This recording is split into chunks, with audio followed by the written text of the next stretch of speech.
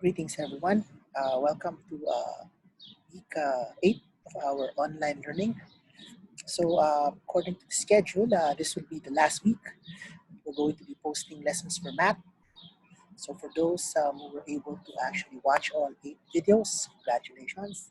This is the last one we're going to have. Anyways, this week we're just going to be focusing more on um, visual solutions for probability. So, we've actually gone over Venn diagrams. But today we're actually going to learn also about tree diagrams and more practice on Venn diagrams. But before we actually go to our lesson, let's go over the online guidelines.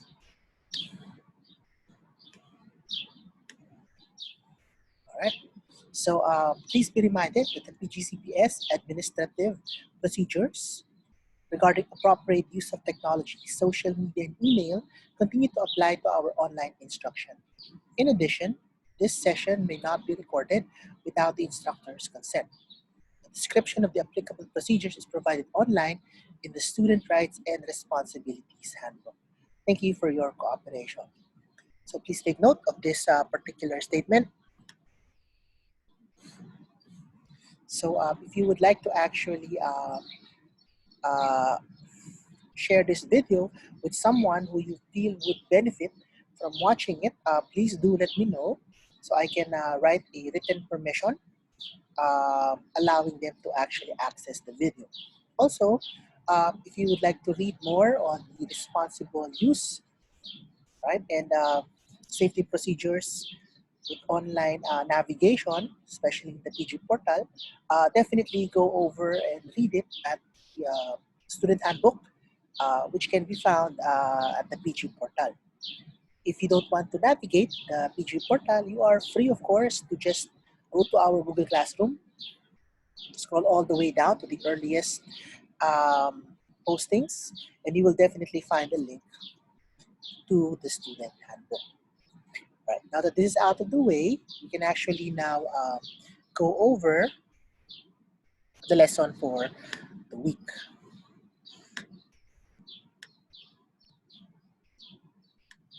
So for this week, we're just going to be focusing on visual solutions. Okay, so just in case you forget like the procedures for how to solve probabilities, especially using the addition rule of probability, then hopefully this techniques should help you remember them and make sense of them.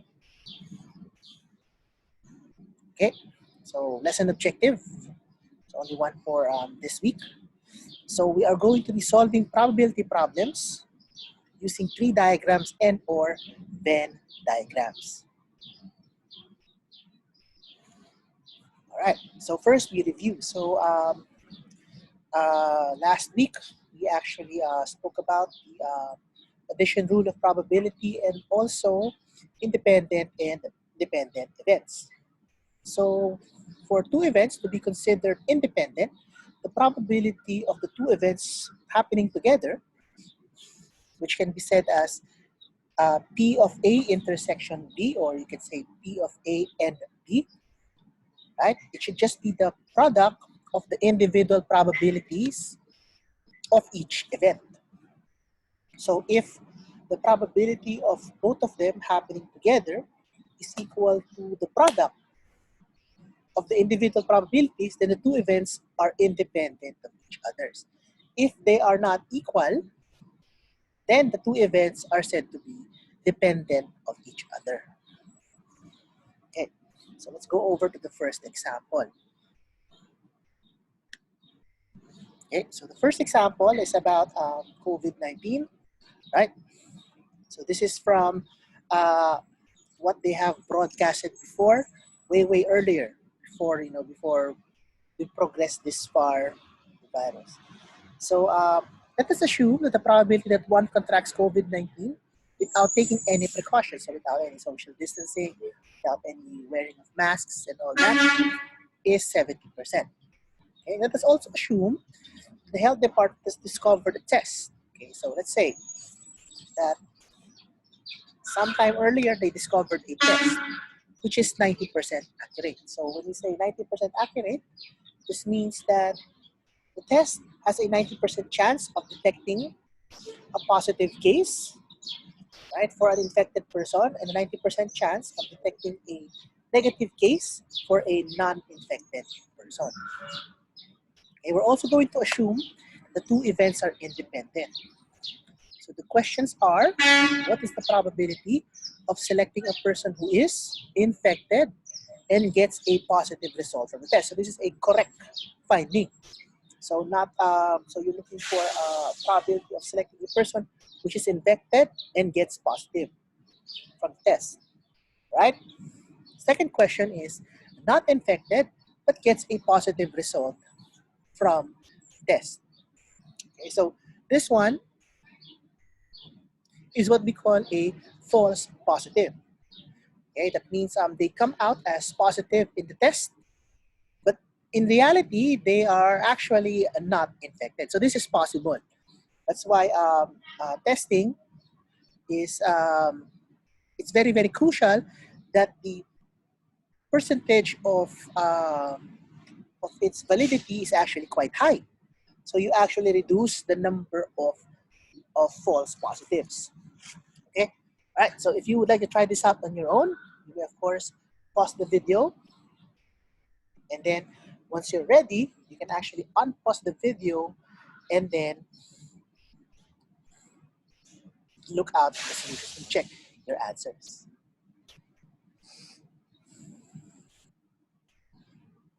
All right. I think that's enough time for you to have paused the video, unpaused it. I mean, pause the video, make a decent attempt, and then unpause the video. So let's try to see what the answers are. Okay. Okay, so take note that it was mentioned that the two events are independent. Therefore, the combination of probabilities from each event, right? Any combination, one from each of the two events should actually be just a product of each individual probabilities, right? So for independent events, sometimes it is actually easier to use what we call a tree diagram to represent the probabilities. Okay, so take note, tree diagrams are best used or actually are only used for independent events. If the events are said to be dependent,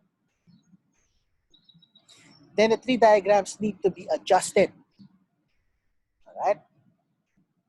But I think in a safer note, I think it's just easier to just use Venn diagram for dependent events. Venn diagrams are also applicable for independent events. All right.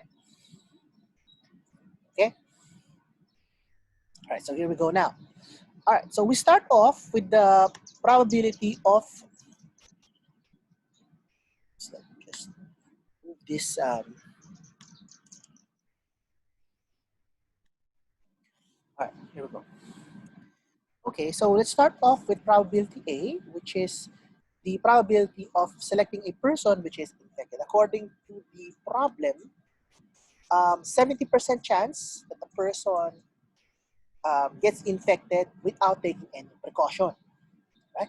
So therefore, after a while, we can expect that 70% would get infected and 30% would not get infected. Now, after this, okay, let's just say that we did increase our testing. So now we're going to our second event, which is testing. So of course, we're going to test both the infected people and those which are not infected. Oops. Okay, so I'm going to make a connection with this uh, slide, all right? So this should be 30% not infected. Okay, so since they are independent, so 70% are infected. It's 90% accurate of predicting those which are infected. So 70% times 90% gives you 63% which are infected and tests positive, right? But because there's 10% inaccurate, So 70% times 10%, that would be the what we call the false negative. So a false negative is someone who is actually infected but tests negative, right? So this is also a possibility. Okay, so 70% because they're infected, 10% because they test negative, but they're supposed to be testing positive. So 7%, okay, would be the probability that you choose a person which is infected but shows a negative test. Right now, among the people which are not infected, so it's 90% accurate. So 30% times 90%, that's 27% uh, probability that the person is not infected and tests negative. Okay, however, we also have false positive, 10% inaccurate out of the 30%. So 30% times 10% is 3%. So now we're ready to actually answer the question. So the first question is, what is the probability of selecting a person who is infected and tests positive?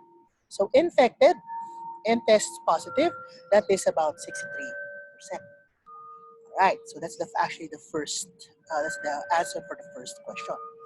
For the second question, we are looking for the probability of getting a false positive, meaning they were actually not infected, but they test positive. So it's a false positive result. Okay, so not infected, but test positive, according to our computation, it's only 3% of the population, or the probability of being able to select such a person is only 3%. And here we go. Right, so as I mentioned, even though we used a tree diagram for this one, because tree diagrams are definitely very, very effective for um, independent events, right? You can also use a Venn diagram for independent events. Venn diagram is much useful if it were dependent events. Okay, so the next example, right, would be similar, but there's a bit of a change in the circumstances. Okay, all right, now for number two. So this one is like a more akin to what we have now. Okay, so suppose we consider a similar scenario, right? So this one, as I mentioned, is like more ahead of the earlier example. Okay, suppose that in a community, 40% of the population are infected. So it is known that 40% are infected. Okay, but you don't know which one. I guess with random sampling, you find that it's 40% which are infected. And then with testing, they found out that 25% tested positive. Okay, so all right, so 40% are the real positive cases. However, only 25% tests positive. But take note, this 25% which tested positive, some of them may also be false positives, meaning they are actually not infected, but they test positive, all right, somehow. Okay, so they also found out that 15% are infected and tested positive. Okay, so out of this, in the community, right, 15% of those which are tested are also found to be infected, or 15% of the total population are found to be both infected and they show a test result of positive. So now we're going to be determining the probability of selecting a person who tests a false positive. Okay, which means they are not infected but test positive. A false negative, meaning they are negative, they are actually infected but they test negative. And next, we have a correctly negative result, which means they're not infected and they also test negative onto the test. Okay. Right? So if you would like to try this out on your own, you may do so. You may pause the video uh, right now, try to solve it on your own, and then when you're ready, you can unpause the video, and then we can look over your solution.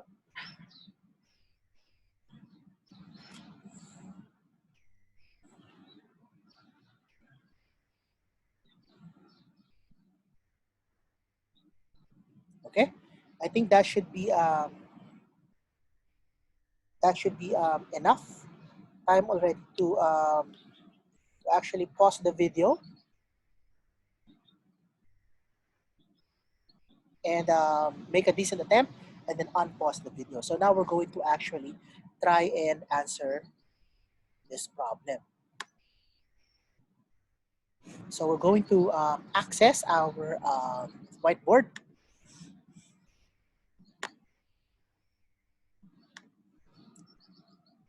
Oops.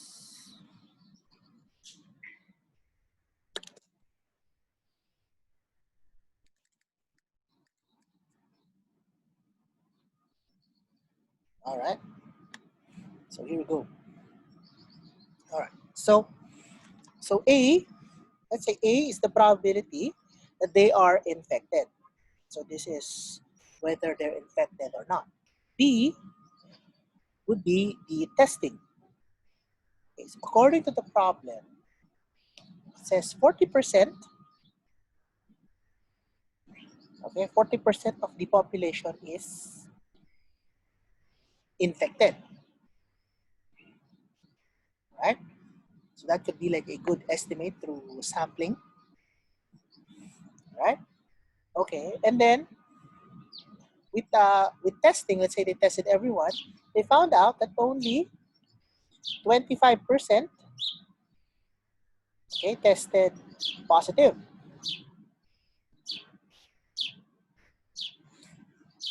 Okay, and then in right, and then also they found out that 15% of the population tests positive and are definitely infected. So the region here in between is actually 15%, right? Okay, so now that we have how much this region is worth, we're going to also find out the other regions. So we're going to find out this part, which means it's infected but tests negative. So these are the false negatives. This one is the region where they test positive, but they are actually negative cases. So this is the false positive case. And finally, we're also going to test this region or figure out this region. This region is where it's correctly negative. They are neither infected nor do they test positive. All right, so how do we do this? Of course, we just subtract given probabilities. We know that this whole circle for the infected cases is 40%. So if 15% of them, if 15% also belong to um, positive cases, thus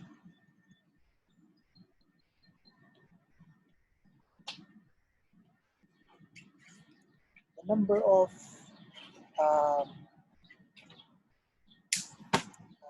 infected people only,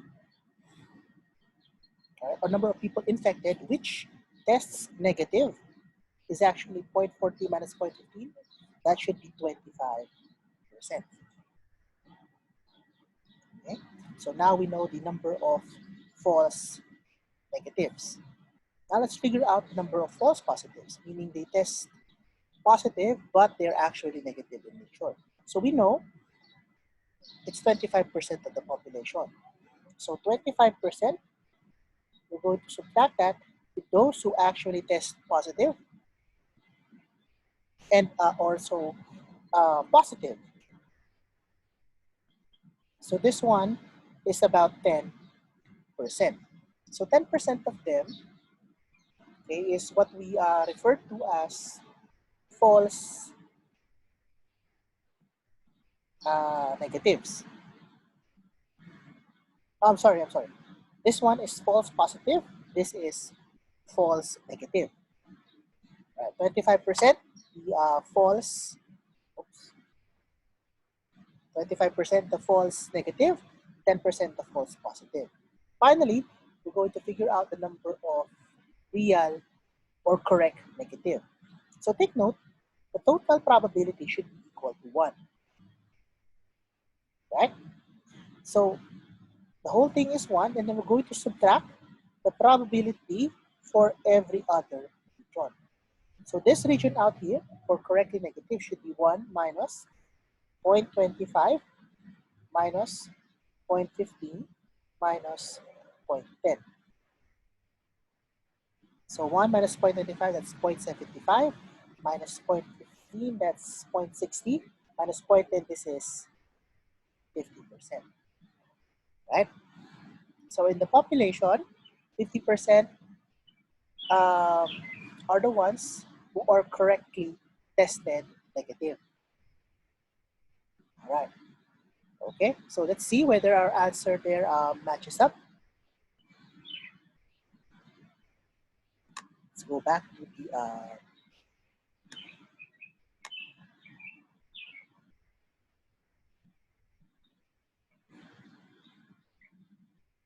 right. Okay, so, all right, so of course, one of the first few things you have to do is to check for independence. The problem does not mention independence. That's why I just went straight for um, using Venn diagrams. But to make it easier, sometimes it's best to actually check whether the events are independent or not. So the probability that they are infected is 40%. The probability that they test positive, or the probability that they test positive is 25%. So that's 10%, which of course does not match the given data, which is 15% infected and test positive. Thus, two events are not independent. They are dependent of each other. Because they are dependent of each other, then it is best we use a Venn diagram to actually determine the probabilities. All right. So now that we have the following data, we are now ready to identify the values in each one. Right. So for false positive, which means this is found in B but not in A, that would be 10%. Right. For a false negative, that means they're actually infected but they test negative. So this would be the region in A but not in B. This is 15%. And finally, for those which are tested correctly negative, this is 50%. Okay, so I hope this week's lesson is quite clear. If you do have questions, don't forget we do have Google Docs who actually where you can actually post your questions there, and I will definitely answer them right during the time I'm supposed to be signing in to check the questions. Right. So do remember that this is the last week of the lesson we have for our online learning. So I hope you guys keep safe, right? And I hope that you guys finish the work. And for those who have not yet completed everything, of course, do make sure that you submit it so that I can update the reports. All right. So guys, stay safe, and I'll see you guys next week. Bye.